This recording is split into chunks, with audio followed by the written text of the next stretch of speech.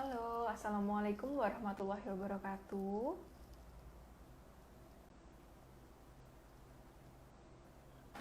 Selamat siang semuanya. Apa kabarnya hari ini? Jumpa lagi dengan saya, Astriani Dwi Aryaning Tias, Ketua dan Founder dari Pitatoska Indonesia. Nah, teman-teman, semoga hari ini kita semua dalam kondisi sehat walafiat, tidak kurang suatu apapun, dan kita siap untuk belajar lagi tentang di acara live chat 3 di tahun 2020 yang Pitatoska adakan. Yang tema hari ini adalah tentang gangguan tiroid pada anak, hipertiroid kongenital dan hipotiroid kongenital. Nah, live chat kali ini akan kita selenggarakan dengan narasumber yang sangat hebat banget, top sekali. Beliau adalah Dr. Agustini Utari, spesialis anak, konsultan endokrinologi yang berpraktik di Semarang. Nah, teman-teman yang mungkin domisilinya di Semarang bisa langsung mungkin kontak via Pitatoska untuk tahu praktik lengkapnya itu ada di mana. Semoga beliau lekas untuk hadir. Jadi kita bisa langsung invite. Halo semuanya, saya sapa dulu ya. Ini ada Mbak Fitri. Halo Mbak Fitri, sehat ya? Udah banyak sekali juga yang udah join. Nah, oke, ini Dokter Titut sudah join. Bismillahirrahmanirrahim. Kita tunggu Dokter Titut yang bergabung semua. Nah, Dokter Agustini Utari ini panggilannya Dokter Titut ya, teman-teman. Jadi nanti kita sapa kalau misalkan dari sesi live chat tanya jawab dengan Dokter Titut. Nah, Alhamdulillah, halo Dok, sudah join di Pitatoska. Halo, mungkin kita bisa sapa dulu ke Sobat Pejuang Tiroid, Dok. Halo sahabat-sahabat pejuang tiroid, halo Pitatoska, halo Mbak Astrid.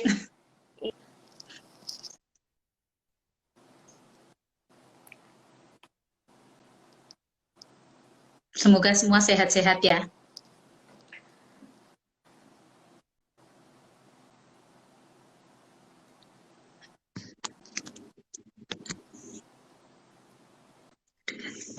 Suaranya terdengar nggak, Mbak? Halo Mbak Astrid. Dok, semoga sehat. Ya, Halo. semoga sehat selalu ya Dok ya. Nah, sebelumnya Dok, sebelum kita mulai ke materi, mungkin saya akan memperkenalkan Pitatoska ini apa ke teman-teman yang mungkin baru join. Sudah jelas Dok, sudah terdengar jelas. Nah, Ya. saya akan jelaskan dulu. Nah, Pitatoska sendiri adalah komunitas pejuang tiroid Indonesia. Nah, di dalam komunitas ini tidak hanya ada pasien kanker tiroid saja, tapi seluruh gangguan tiroid. Ada gangguan hipertiroid, ada gangguan hipotiroid, autoimun tiroid seperti Hashimoto dan Graves, atau gangguan tiroid juga pada anak. Nah, salah satu gangguan tiroid pada anak ini yang mungkin apa ya istilahnya, ini awam juga buat teman-teman semua. Oh, ternyata gangguan tiroid itu bisa terjadi ya sejak dini gitu. Nah, nanti yang akan kita bahas tuntas bersama dengan Dokter Titut, panggilan dari Dokter Agustini Utari, spesialis anak, konsultan endokrinologi. Nah, nantinya teman-teman bisa untuk share mungkin kondisinya gimana, atau mungkin share pertanyaan di kolom komen, nanti akan saya bacakan ketika dokter sudah menjelaskan. Nah, format untuk pertanyaannya cukup mudah, sertakan nama, domisili, usia, kemudian pertanyaannya apa gitu ya. Kalau misalkan dengan gangguan tiroid, jadi ada kayak ibu mungkin punya gangguan tiroidnya apa, nah itu gangguan tiroidnya juga disebutin. Misalkan kayak saya adalah kanker tiroid, saya punya anak yang hipotiroid gitu ya, nanti disertakan di kolom komen. Nah, oke, tanpa berpanjang-panjang lagi, saya akan menyerahkan ke Dokter Titut untuk menjelaskan selama kurang lebih 10 menit. Nah, setelah itu kita akan lanjut ke diskusinya. Monggo Dokter Titut, dipersilakan waktunya. Ya, terima kasih Mbak Astrid. Sekali lagi selamat siang sahabat Pitatoska. Hari ini saya diberi kesempatan ini bergabung di sini. Terima kasih sekali. Ini diminta untuk menjelaskan tentang hipotiroid kongenital dan satu lagi itu hipertiroid. Ya, ini hipertiroid kita mungkin menyebutnya hipertiroid neonatal ya, lebih seringnya itu yang sejak bayi. Meskipun lebih jarang, nanti kita akan membahas juga. Nah, yang pertama dan paling penting untuk anak-anak Indonesia itu sebetulnya adalah yang hipotiroid kongenital. Kenapa? Karena angka kejadiannya sebetulnya cukup banyak. Sekitar 1:3.000 sampai 4.000 bayi baru lahir ya. Di Indonesia ini bayi baru lahir kan banyak sekali ya. Setiap tahunnya 4,5 juta bayi baru lahir. Jadi bisa dibayangkan kalau bagi 3.000-an kira-kira 1.500 bayi baru lahir dengan hipotiroid kongenital. Nah, apa itu hipotiroid kongenital? Mungkin sebelum kita membahas tiroid, mungkin ada yang, ini kan nggak cuma Pitta Tosca saja, mungkin banyak juga saya lihat. Iya, Dok. Nah, tiroid sendiri kelenjar yang letaknya kalau kita sedang menelan, nah dia ikut dengan menelan kita. Jadi letaknya di depan leher, ya. Kemudian kelenjar tiroid ini dia meskipun atau kita kenal sebagai kelenjar gondok ya biasanya di masyarakat kita kenal apa sih? Oh ya, kelenjar gondok gitu. Nah, kelenjar gondok ini meskipun letaknya di leher, tapi fungsinya tidak di leher sini. Ya, dia fungsinya banyak terutama untuk anak-anak dan bayi. Ya, untuk perkembangan pertumbuhan itu sangat penting. Meskipun tidak kelihatan, tidak terlalu besar, ya, tetapi dia punya fungsi yang penting. Yang pertama itu yang terutama adalah hormon tiroid ini berfungsi untuk perkembangan otak ya. Jadi sejak dalam kandungan hingga lahir itu dia sangat penting di dalam perkembangan otak. Kedua juga dalam pertumbuhan, terutama dalam pertumbuhan tulang. Jadi kalau ingin anaknya tidak pendek ya hormon tiroidnya ini harus cukup. Ya, tidak berlebih, tidak kurang ya, harus normal. Kemudian selain itu dia penting untuk metabolisme. Jadi metabolisme tubuh, kemudian fungsi jantung itu juga dipengaruhi oleh hormon tiroid ini, termasuk dia juga bekerja untuk saluran cerna, sehingga fungsinya itu fungsi yang sangat penting dan vital. Nah, hormon tiroid sendiri itu dihasilkan oleh kelenjar tiroid, tapi yang kita kenal yang hormon tiroid yang dihasilkan itu namanya T4 dan T3 ya, yang mudah diingat karena biasanya kalau di lab itu ditulis ya T3, T4 atau T4 kadang free T4 gitu ya. Nah, hormon tiroid ini punya bos di otak ya, yang kita sebut hipofise, daerah itu. Nah, hipofise ini menghasilkan thyroid stimulating hormone atau yang sering ditulis oleh dokter itu TSH. Nah, hormon ini, TSH ini mempengaruhi hormon tiroid untuk menghasilkan T4 dan T3 tadi.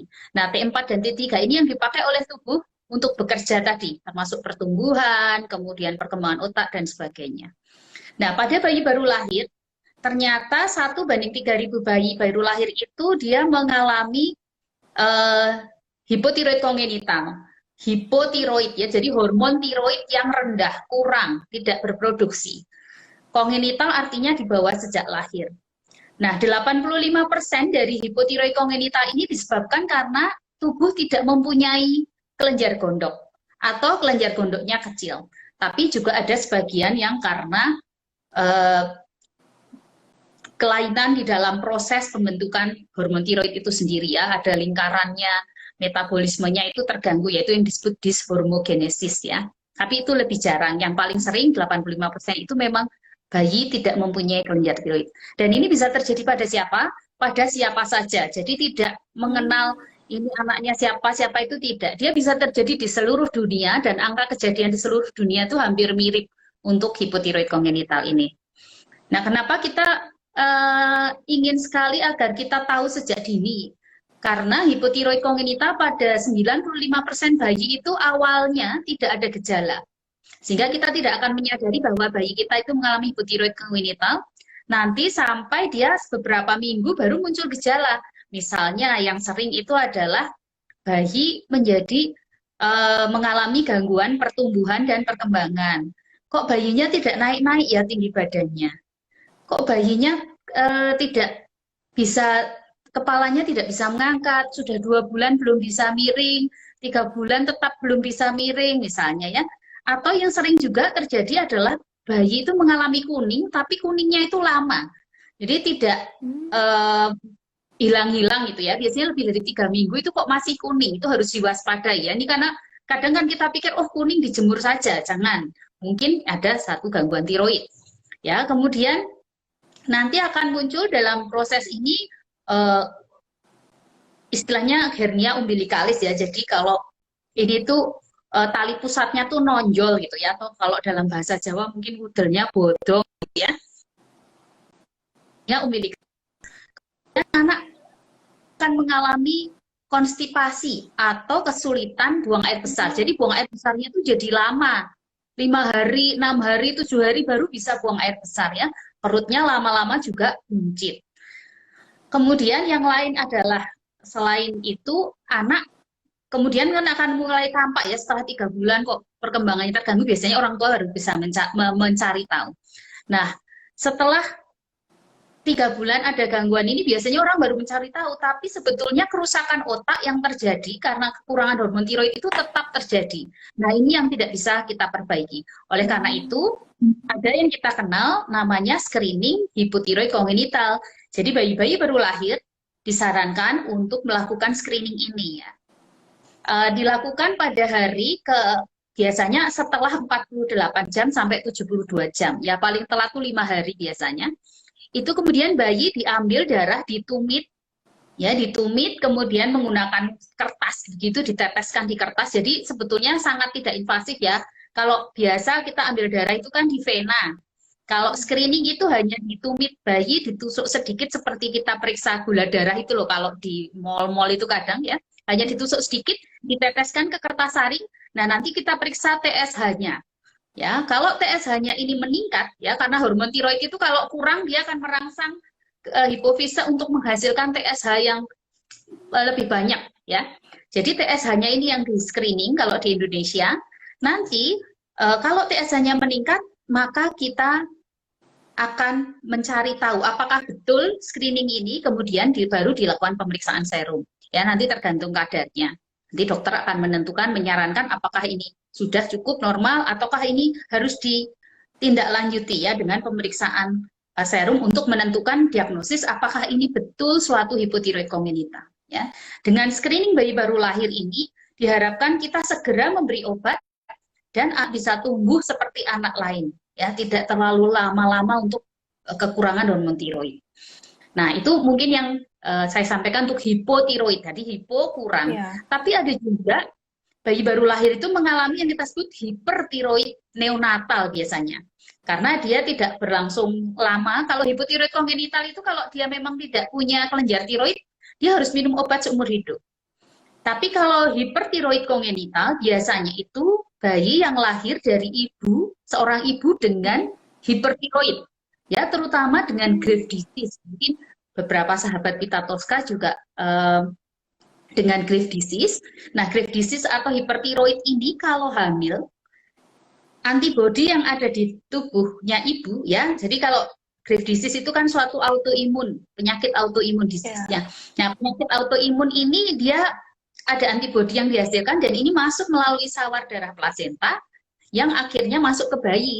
Nah, bayi juga bisa mengalami Graves' neonatal atau hipertiroid neonatal ini yang terbanyak. Nah, bayi dengan hipertiroid apa yang biasanya muncul? Biasanya muncul anaknya akan biasanya berat lahir seringkali kecil, kemudian anak akan mengalami denyut jantung yang luar biasa cepat ya. Rata-rata bayi itu kan paling 120, 140, maksimum 160, ini lebih dari 150 biasanya. Kemudian bayi akan kemerahan, ya, kemudian diare, atau berat badan sulit naik, dan lingkar kepala bisa mengalami, lingkar kepala lebih kecil karena penutupan tulang yang lebih cepat, tulang tengkorak yang lebih cepat, atau kita sebut craniosynostosis. Nah, hipertiroid ini biasanya harus kita deteksi juga lebih cepat agar bisa diobati, namun pengobatannya biasanya maksimum 3 bulan sudah membaik untuk anak dengan hipertiroid neonatal ya. Untuk sang ibu juga harus diobati ini makanya ya ketika sebelum hamil misalnya, waktu hamil atau sebelum hamil lah ya, itu mengalami dan kalau hamil ini harus betul-betul konsultasi dengan dokter untuk pengobatan agar tidak hipertiroidnya ini bisa teratasi atau terkendali. Ya, mungkin itu saja sekilas tentang hiper dan hipon. Mungkin nanti bisa diskusi banyak dari pertanyaan-pertanyaan dari teman-teman semua. Oke, terima kasih dokter. Yang bisa saya rangkum di sini bahwasanya gangguan tiroid pada anak itu tidak melulu karena mungkin orang tuanya atau ibunya itu punya ini ya dok ya, punya gangguan tiroid sebelumnya. Jadi bisa Ya, terjadi ke siapapun gitu. Dan betul. yang perlu di-highlight di sini bahwasanya bayi baru lahir itu sebetulnya wajib untuk melakukan SHK. Tadi dokter Tito sempat singgung sedikit screening hipotiroid kongenital, dan waktu yang tepat untuk dilakukannya SHK adalah ketika lebih dari 48 jam sampai 72 jam atau paling lama adalah 5 hari di usia bayi baru lahir. Nah, itu untuk apa, teman-teman? Untuk mencegah adanya hipotiroid kongenital supaya terobati atau terkendali. Nah, ternyata gangguan tiroid pada anak itu tidak hanya hipotiroid kongenital, tapi ternyata ada juga hipertiroid neonatus, gitu teman-teman. Jadi mungkin teman-teman bisa juga join di kolom pertanyaan yang terkait dengan tema, nanti akan saya bacakan, dan sudah ada pertanyaan yang masuk nih, dok, tentang tadi yang berhubungan dengan hipertiroid neonatus. Nah, ini kebalikannya ya dok ya. Tadi kan dokter Tito jelaskan. Halo dok, masih join dengan Saya kita? masih, ya. Ya, siap. Nah, jadi tadi kan dokter Tito menjelaskan tentang Graves, ibu yang dengan penyakit Graves disease itu kemungkinan besar akan memiliki atau mengalami hipertiroid neonatus. Nah, jika ibunya itu yang terkena Hashimoto tiroiditis, dok, apakah nantinya anaknya bisa terkena hipotiroid kongenital ataupun hipertiroid neonatus? Itu bagaimana ya, dok ya? Ya, untuk tiroiditis Hashimoto itu kan juga dia suatu kelainan autoimun ya. Iya. Prinsipnya hampir sama, antibodinya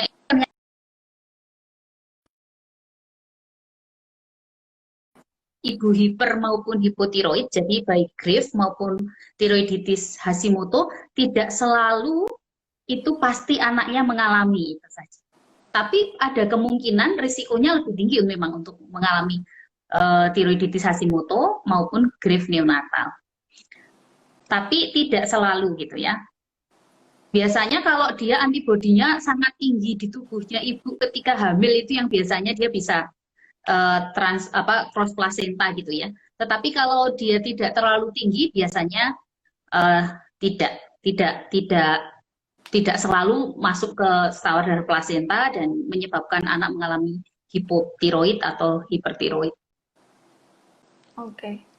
Ya. Jadi Makanya memang mungkin ketika ibu hamil ini harus benar-benar berobat dengan baik gitu lah. Jadi terkendali sehingga antibodinya juga bisa ditekan. oke, dok. Berarti memang harus ini ya, dok ya, dikendalikan dari free T4-nya Ya, dan TSH-nya ya, dok ya. Nah, ya, kemudian dok, ada pertanyaan yang terkait dengan hipotiroid ya dok ya. Kalau misalkan si ibu ini kondisinya adalah hipotiroid ketika hamil, dan misal ini ada pertanyaan dok, sebenarnya ini pertanyaan titipan. Kondisi TSH-nya itu 10 dok ketika trimester pertama. Nah, dia takut akan berdampak kepada janinnya. Nah, kemudian setelah konsultasi ke dokter obsgin, akhirnya ada pemberian dosis yang naik. Dosis levotiroxinnya dinaikkan dari biasanya dan akan mencapai target yang turun dok, sekitar 2,5 atau kondisi euthyroid. Nah, saat ini TSH-nya itu sudah mencapai angka 5 dan sudah masuk ke trimester kedua. Nah, apakah ini nantinya akan berpengaruh kepada bayinya? Kemudian pemeriksaan apa saja yang perlu dilakukan selama hamil ini agar nantinya anaknya baik-baik saja, dan nanti setelah itu pemeriksaan apa untuk anaknya, dok? Oke, terima kasih pertanyaannya. Ya, jadi kalau misalnya ibunya itu TSH-nya tinggi, berarti ibunya kan hipotiroid ya. Iya. Untuk ibu hipotiroid dengan kehamilan, biasanya memang harus diobati. Kenapa? Karena dia berisiko misalnya untuk anaknya nanti akan mengalami, dari penelitian ya, itu diduga akan mengalami bayi berat lahir rendah, kemudian juga diduga bisa mempengaruhi EQ si anak kalau ibu dalam kondisi hipotiroid, kemudian mempengaruhi neurokognitif gitu. Itu dari berbagai penelitian atau jurnal-jurnal mengatakan itu, sehingga ibu harus diobati memang.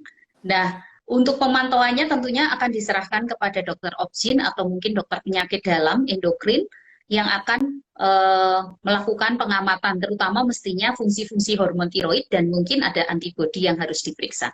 Sedangkan untuk anaknya, disarankan untuk ibu-ibu dengan gangguan tiroid, anak dilakukan screening hipotiroid kongenital. Jadi begitu 48 jam, dan seterusnya tadi anak harus dilakukan screening yang pertama. Kemudian yang kedua, selain dilakukan screening, anak misalnya screening itu normal, anak tetap harus dipantau. Ya, meskipun pemantauan hormon tiroid secara rutin itu tidak selalu dianjurkan dalam kasus ini jika normal, tetapi kita harus memantau pertumbuhan dan perkembangan. Itu yang mungkin paling mudah ya. Pertumbuhan di sini adalah berat badan, tinggi badan, lingkar kepala, ya. Kemudian perkembangan itu ya step-step atau langkah-langkah bayi ini ya, misalnya bayinya mulai bisa miring, kemudian bisa tengkurap, bolak-balik dan seterusnya, itu harus di dalam pemantauan agar kita tahu kalau misalnya ada masalah kita bisa melakukan screening ulang. Maksudnya kita periksa lagi gitu ya, apakah ada kemungkinan gangguan tiroid atau tidak. Tetapi SHK atau screening hipotiroid kongenital sangat dianjurkan untuk kasus-kasus seperti ini. Oke. Terima kasih dok atas jawabannya. Nah dok, ini terkait dengan pertanyaan gejala dok. Ada pertanyaan dari Ibu Endah. Saya mau tanya, apabila saya ini adalah survivor kanker tiroid, saya mau tanya apakah ada gejala pada anak-anak dengan hipotiroid kongenital, dan ada pertanyaan yang serupa, apakah mungkin terjadi keganasan atau kanker tiroid pada anak-anak dok? Ya, jadi kalau ibu dengan kanker tiroid tetapi pada saat kan biasanya saat hamil bisa saja sih terjadi, tetapi untuk anaknya kejadian kanker tiroid itu sangat, kanker tiroid bahkan bukan pada bayi ya, pada yang sudah lebih besar itu juga amat sangat jarang ya. Kanker tiroid itu jarang sebelum dewasa. Jadi kalau ada anak atau remaja mengalami kanker tiroid itu sesuatu yang amat langka ya, dan tidak serta-merta diturunkan. Ya mungkin ada yang berisiko lebih tinggi ya kalau misalnya ada suatu kelainan gen atau apa, tetapi tidak semua, kebanyakan tidak ada masalah dengan anak-anaknya bagi ibu-ibu dengan cancer survivor ya. Dari riwayat itu tidak. Dan ya intinya tetap sama tadi seperti yang ibu mengalami gangguan tiroid, jadi untuk anaknya disarankan screening hipotiroid kongenital, kemudian pemantauan tumbuh kembang anak. Oke dok. Nah, tadi dokter juga sempat menyinggung bahwasannya kanker tiroid pada anak itu langka ya dok ya. Nah, ketika ada kasus kanker tiroid pada anak, itu sebetulnya gejalanya sama dengan kanker tiroid pada dewasa atau berbeda dok kalau pada anak? Kalau pada anak sebetulnya gejalanya sama kalau kanker tiroid. Kebanyakan yang sudah kanker tiroid kebanyakan ya sudah mendekat.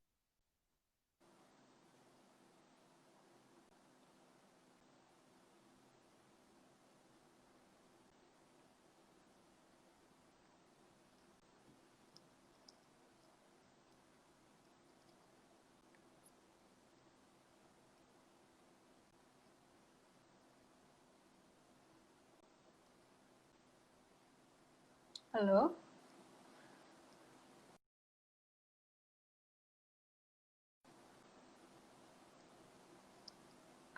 Teman-teman, ini sepertinya koneksinya Dokter Titut sedang diperbaiki.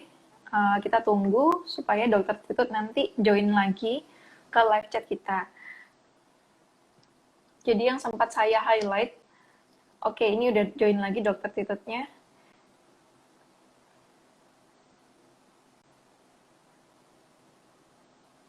Halo. Suara saya terdengar jelas nggak ya, teman-teman?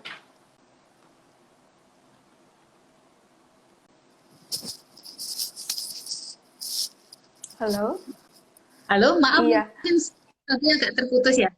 Oke. Iya, siap. Jadi mungkin diulang sedikit. Jadi kalau anak, apa sih cirinya anak mengalami kanker tiroid? Biasanya dimulai dengan adanya nodul atau benjolan di leher. Sama dengan dewasa. Jadi ada benjolan di leher itu kan macam-macam ya. Jadi kalau kita menemukan kan kadang kita cuma bilang, kelenjar gondoknya membesar. Nah, kelenjar yang membesar itu harus dilihat bagaimana fungsi tiroidnya, apakah dia hipertiroid tapi juga bisa normal. Ya yang normal tapi kemudian ini benjolannya itu berupa nodul, biasanya ini harus kita screening terus menuju apakah ini ada suatu keganasan atau tidak. Meskipun anak itu terang sangat jarang, kebanyakan ya hipertiroid atau hipotiroid. Oke, Dok, tadi dokter sempat jelaskan juga tentang screening, Dok. Sebetulnya apakah berbeda antara screening dengan pemeriksaan free T4 atau TSHS biasa, Dok? Ya, untuk screening itu berbeda. Jadi kalau screening itu, dia pertama sampelnya beda. Kalau kita periksa free T4 dan TSH yang biasa kita lakukan untuk diagnosis, itu kita diambil darah biasanya bisa di sini ya, di tangan ini, di siku ya, di dalam, atau kalau anak-anak kadang ya tergantung venanya mana yang kelihatan, gitu, kemudian diambil darahnya di situ. Dia membutuhkan darah lebih banyak. Kalau screening hipotiroid, biasanya menggunakan kertas saring yang dibutuhkan hanya beberapa tetes darah untuk sebuah lingkaran kecil ya di dalam kertas saring itu, kemudian dikirim ke laboratorium. Yang beda lagi adalah angka cut off-nya, jadi batasnya itu beda ya antara yang menggunakan kertas saring dengan di laboratorium. Kalau di laboratorium kan kita mengatakan misalnya TSH lebih dari 5, oh ya ini sudah hipotiroid misalnya. Tetapi kalau di kertas saring dia akan jadi kalau yang hipotiroid kongenital biasanya lebih dari 40. Kalau antara 20-40 ini meragukan, harus diulang atau kita periksa serumnya gitu. Jadi ada sedikit beda di nilai batasnya. Ya.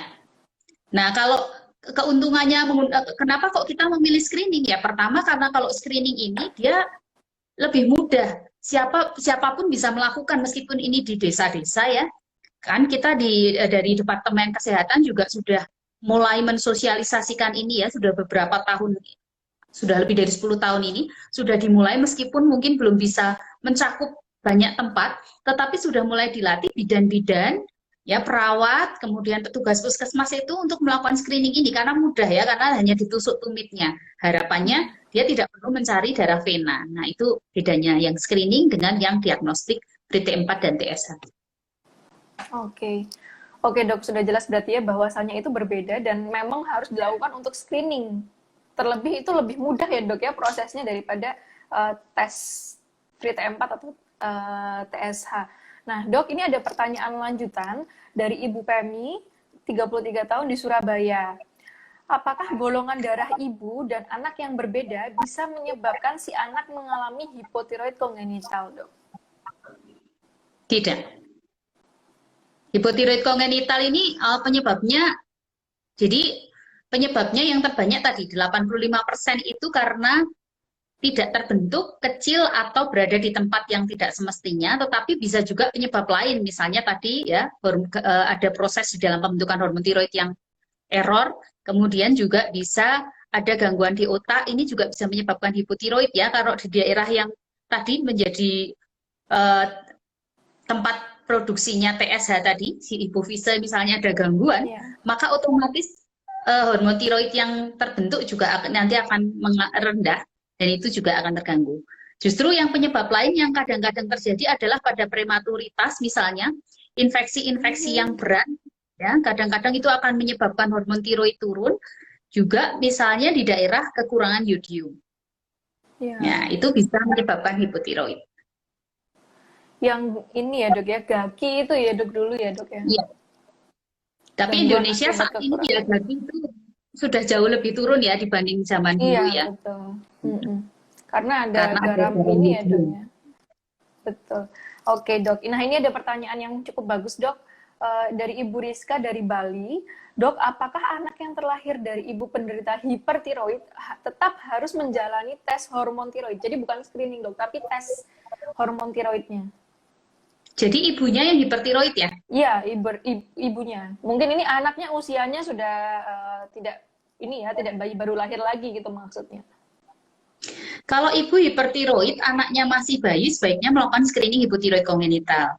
Kalau misalnya sudah terlambat nih, sudah 2 minggu, ya silahkan bisa melakukan pemeriksaan serum saja, jadi langsung diagnostik ya. Kalau ibunya hipertiroid. Tetapi kalau misalnya anak ini kok sudah besar, misalnya sudah setengah tahun, saya nggak tahu dulu ada screening atau apa, sudah setengah tahun, Ya. ingin tahu ya silahkan diperiksanya berarti berupa serum. Tapi biasanya kalau tidak ada keluhan apapun dalam hal tumbuh kembang, anaknya tumbuh dengan baik, kemungkinan ya anaknya mungkin tidak ada gangguan tiroid pada Tiroid. kasus ibu dengan hipertiroid. Oke, berarti Tergantung ya, memang jadi harus benar-benar dilihat. dilihat dari ini ya dok ya, pemantauan klinis dari si anak ya, apakah tumbuh kembangnya baik Ya, atau tidak sesuai dengan KMS atau tidak gitu ya dok ya berarti. ya itu salah satu yang paling penting sih. Oke, dok ini ada pertanyaan dari Ibu Feby, 30 tahun dengan hipertiroid. Apakah gangguan tiroid memang terpicu dari proses melahirkan dok? Selain memang ada faktor genetis. Kalau gangguan tiroid, kalau proses melahirkan sebetulnya tidak. Tetapi proses yang sebelum melahirkan ini loh, ketika kehamilan itu yang malah banyak berperan. Ya, jadi misalnya kan ibu dengan Graves, ibu dengan tiroiditis Hashimoto, nah itu berperan. Tetapi untuk hipotiroid sendiri, persalinan tidak berpengaruh. Oke, berarti justru yang patut untuk dipantau atau dikendalikan adalah ketika hamilnya ya dok ya. Jadi hamil tuh harus sudah diperiksa sebaiknya gitu. Nah, mungkin salah satu yang kalau kita sudah pernah punya masalah dengan tiroid atau apa ya ketika kehamilan ini harus betul-betul paling tidak lapor ke dokternya ya, dokter yang merawat agar bisa dilakukan pemeriksaan hormon tiroid. Ya, apakah ada masalah atau tidak? Atau kalau ibu-ibu ada keluhan ya. Karena kalau ada masalah dengan hormon tiroid itu kadang-kadang bisa mengalami keguguran, pertumbuhan bayi yang tidak naik-naik ya, atau pertumbuhan janin yang terhambat, itu kadang-kadang bisa juga disebabkan karena hormon tiroid. Oke. Nah ini ada pertanyaan yang cukup bagus dok, dari Albiro. Dokter, apakah kalau ada ayah dengan riwayat hipertiroid bisa menurun kepada anaknya nanti dok? Nah, sebetulnya hipertiroid dan hipotiroid yang autoimun, ya autoimun, jadi baik ayah maupun ibunya berarti, itu memang meningkatkan risiko untuk anak mengalami autoimun juga, gangguan autoimun juga. Jadi kalau misalnya bapak atau ibunya dengan hipertiroid, baik bapak maupun ibu sama-sama, itu anak itu akan mempunyai resiko lebih tinggi untuk mengalami autoimun dibanding anak-anak yang bapak ibunya itu tidak ada kelainan autoimun. Tetapi kan peningkatan risiko ya tidak selalu.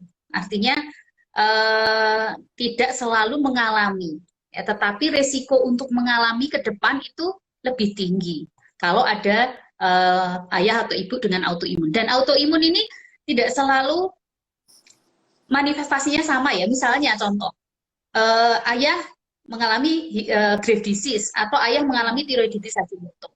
Mungkin anaknya juga mengalami autoimun, tapi bukan yang di kelenjar tiroid, itu bisa terjadi. Jadi dia misalnya Oh, autoimun yang lain. Jadi autoimun ini seseorang yang mempunyai riwayat autoimun dia akan juga berisiko tadi. Nah, autoimun sendiri itu kan macam-macam. Ya, betul gitu. betul. Oke, jadi tidak melulu ini ya dok ya, akan menimbulkan autoimun yang sama ya dok ya. Misalkan Graves Ya, bisa menyebabkan Graves, tapi tidak menutup kemungkinan juga bisa ya dok ya. bisa. Nah, Saya pernah oke. ada pasien yang memang jadi dari ibunya mengalami kelainan autoimun, anaknya ketika remaja mengalami. Tapi ada juga yang kebalikan ya. Jadi anaknya itu sudah didiagnosis Graves disease dari umur SD gitu ya. Setelah sekian tahun anaknya ini pengobatan baru ibunya terdiagnosis. Jadi kemungkinan ya ada Bisa gitu faktor ya risiko dok? dan kliniknya juga mengalami hal yang sama tetapi ketika sudah dewasa. Jadi mungkin ada faktor risiko tapi munculnya tidak selalu sama atau bisa saja tidak muncul. Oh, oke oke. Noted dok, kalau dengan demikian. Nah dok, tadi kan dokter sempat menyinggung juga tentang jika bayi itu terlambat melaksanakan SHK atau screening hipotiroid kongenital. Tapi ternyata didiagnosis HK atau hipotiroid kongenital. Nah, bagaimana caranya untuk mengejar keterlambatan tumbuh kembang pada anak HK, dok? Pada anak hipotiroid kongenital yang diobati secara dini, jadi misalnya screening ya, ketemu Iya. minggu depannya sudah diobati, itu kebanyakan tidak mengalami masalah dengan gangguan pertumbuhan dan perkembangan. Jadi anak tuh bisa tumbuh normal seperti anak-anak lain. Bahkan IQ-nya bisa mencapai rata-rata atau bahkan sama dengan anak-anak normal. Kalau diobatinya cepat. Maka kenapa kita itu tidak ingin menunda ya. Kalau dia di screening misalnya atau dilakukan pemeriksaan sudah 1 bulan, kemudian pengobatannya 1,5 bulan, ya dia akan lebih buruk outcome-nya dibanding yang dia diobati ketika usia misalnya 1 minggu. Ya, karena beberapa pasien yang melalui screening hipotiroid kongenital ini, dia betul-betul ketika sudah TK, SD ya biasa-biasa, artinya tidak ada masalah dengan pertumbuhan, anaknya juga tinggi badannya bagus, kognitifnya juga baik. Oleh karena itu, kenapa kita sangat menyarankan untuk melakukan screening hipotiroid kongenital. Kalau dia hipotiroid kongenital kan kekurangan hormon tiroid. Dari luar kita berikan hormon tiroid atau yang kita sebut levotiroksin. Levotiroksin ini atau hormon tiroidnya ini akan menggantikan peran yang tadi dia kurang menghasilkan itu atau tidak menghasilkan. Maka tubuh seakan-akan dia sama punya hormon tiroid seperti anak-anak lain, sehingga dia tumbuhnya juga akan baik. Oke. Nah, Dok, menyambung dengan pertanyaan tadi, apakah ada kaitan dengan anak Down syndrome dengan hipotiroid kongenital, Dok?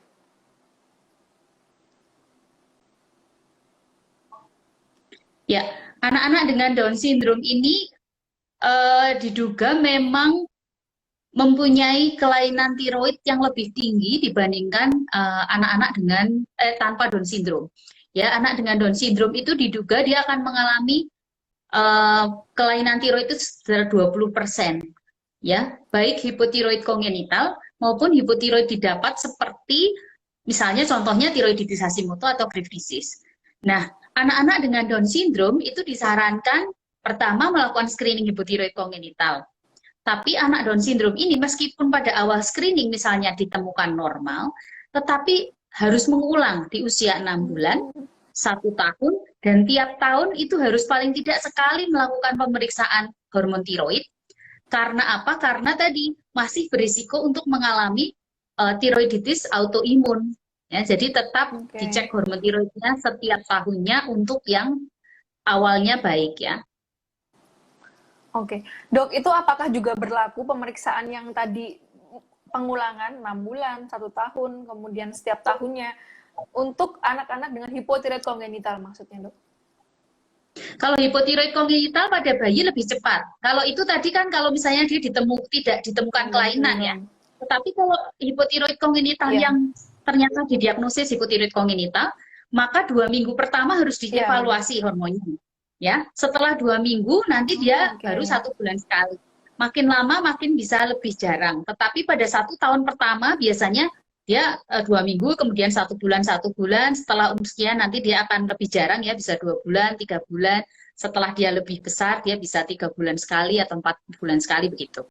Jadi disesuaikan dengan umur dan juga kondisi hormonnya ya. Kan kadang ada yang naik turunnya cukup kelihatan, ada yang cukup stabil begitu.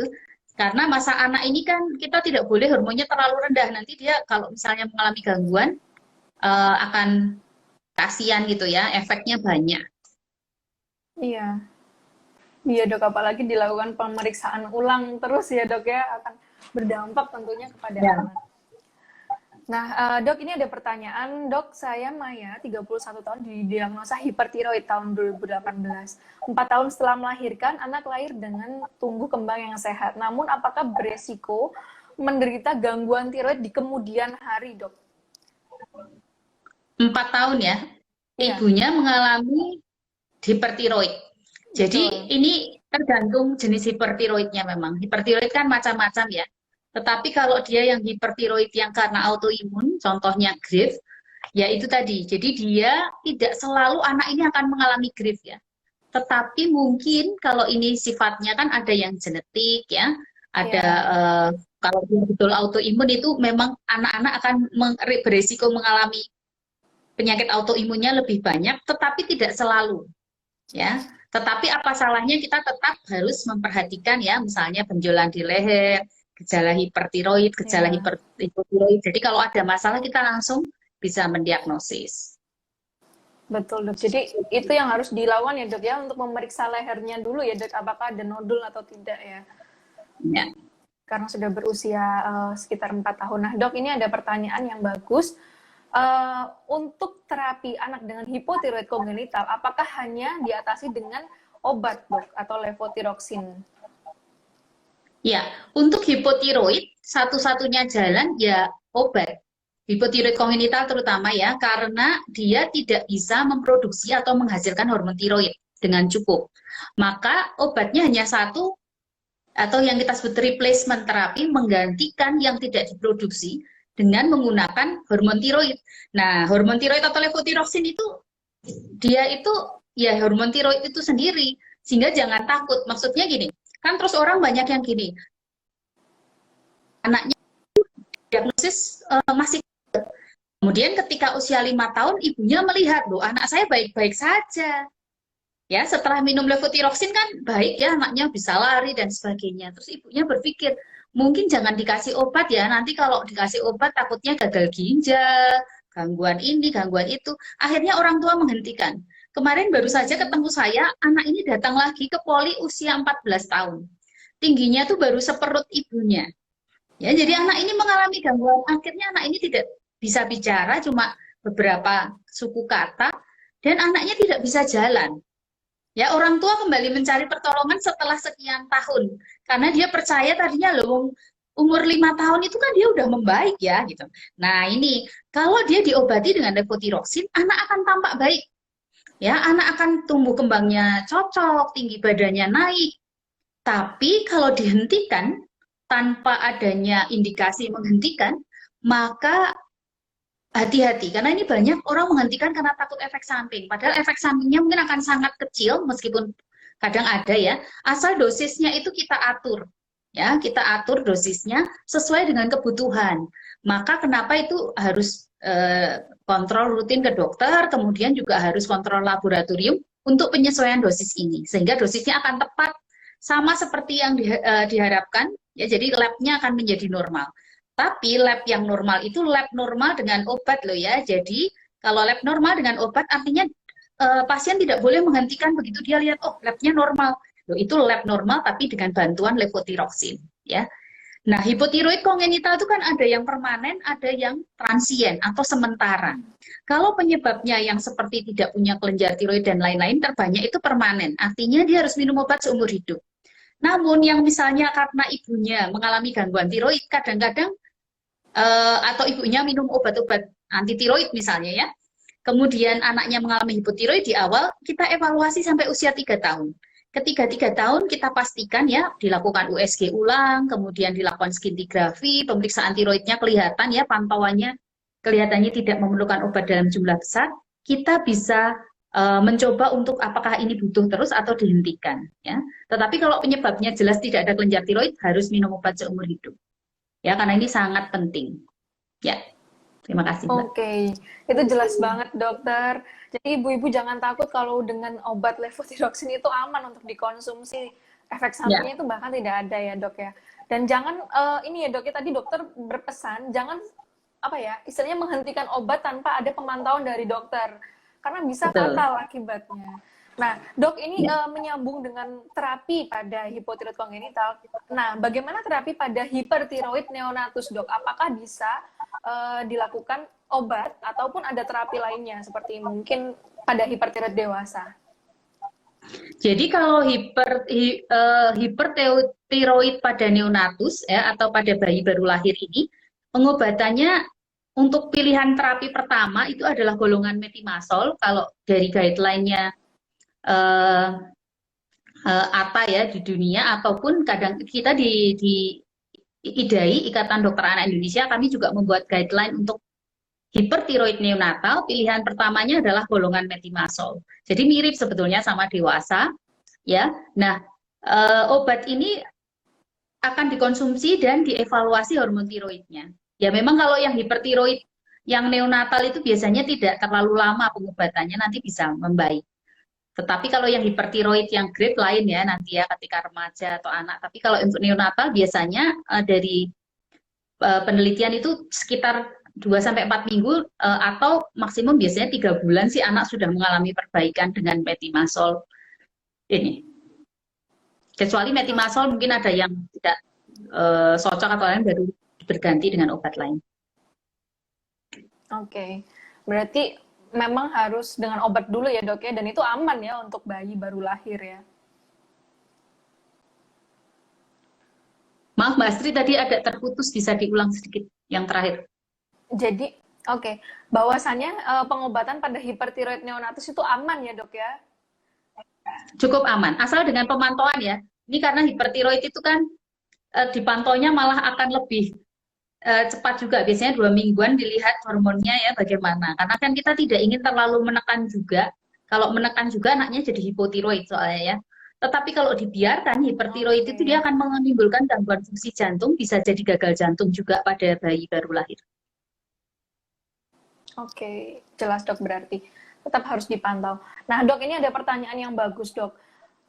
Bagaimana caranya screening hipotiroid kongenital apabila di daerah kota atau rumah sakit tempat bersalinnya tenaga medisnya ini dok yang tidak memahami prosedur screening hipotiroid kongenital dok? Sebetulnya untuk hipotiroid kongenital ini memang sebagian daerah itu sudah dilakukan sosialisasi ya, artinya puskesmas segala tahu, tetapi mungkin belum seluruh Indonesia memang memahami karena keterbatasan juga pendanaan dari pemerintah. Nah, untuk yang tidak bisa, misalnya di screening di puskesmas, mungkin bisa di screening di rumah sakit swasta, ada beberapa yang sudah melakukan, atau di rumah sakit, kalau daerah kan mungkin tidak semua melakukan ya, bisa ke rumah sakit swasta yang melakukan, atau ada beberapa laboratorium swasta yang melakukan secara mandiri, artinya kita datang sendiri ke laboratorium itu menanyakan apakah ada panel screening hipotiroid kongenital. Kalau misalnya sudah terlambat ya, anak saya sudah agak besar nih, tapi kok ada masalah ya, mungkin kita harus melakukannya dengan serum. Kalau serum tuh saya yakin hampir di semua tempat itu tersedia sih saat ini ya, kebanyakan tersedia. Oke dok, berarti memang harus diwaspadai juga ya dok ya, dilihat tumbuh kembangnya anak itu seperti apa. Nah dok, ini ada pertanyaan yang bagus sekali. Dok, anak-anak perempuan dengan hipotiroid kongenital, apakah masa pubertasnya nantinya bisa normal dok? Jadi selama dia minum obat teratur, kebanyakan saya lihat normal ya. Tapi kalau dia tidak, jadi dia hiper atau hipo, itu sering mengalami gangguan menstruasi. Sehingga obat ini penting di sini, karena dia mengendalikan hormon tiroid, sehingga dia juga akan mengurangi resiko untuk mengalami gangguan pubertas maupun menstruasi. Jadi ada yang jadi pubertas lebih cepat, pubertas prekok itu salah satu penyebabnya hipotiroid. Tapi pubertas delay salah satu penyebabnya juga hipotiroid. Jadi dua-duanya bisa precox atau dini atau terlambat. Dan kedua adalah gangguan menstruasi pada remaja. Ya, kadang kalau dia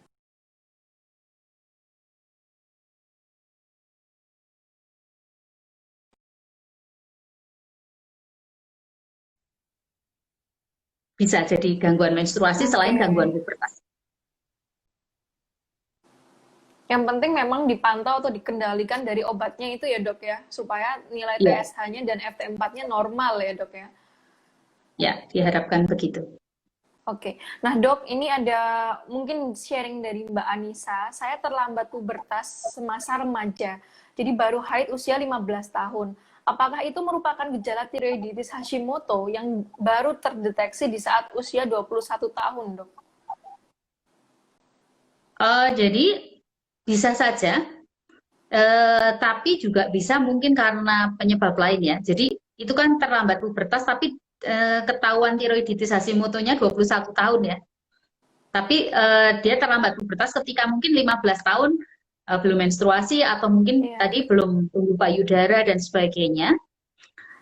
Bisa saja itu bagian dari tiroiditis Hashimoto.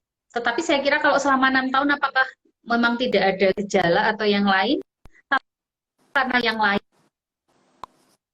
pertumbuhan ya bisa karena faktor memang adanya gangguan hormon tiroid, tetapi juga faktor-faktor yang lain. Misalnya ada masalah dengan penyakit-penyakit kronis ya, atau mungkin anak ada keterlambatan memang pubertas, atau ada masalah di hipofise yang mengatur hormon-hormon ini.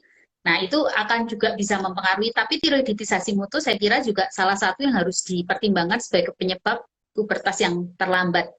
Kalau memang ada gejala-gejala ke arah hipotiroid. Oke, bagus sekali dok, penjelasannya sangat jelas. Nah, ini ada pertanyaan juga. Nah, ketika hamil ya dok ya, nutrisi apa saja yang diperlukan bagi ibu hamil untuk mencegah kondisinya anak ini nantinya hipotiroid kongenital, dan apakah bayi hipotiroid kongenital bisa dideteksi sedari kehamilan?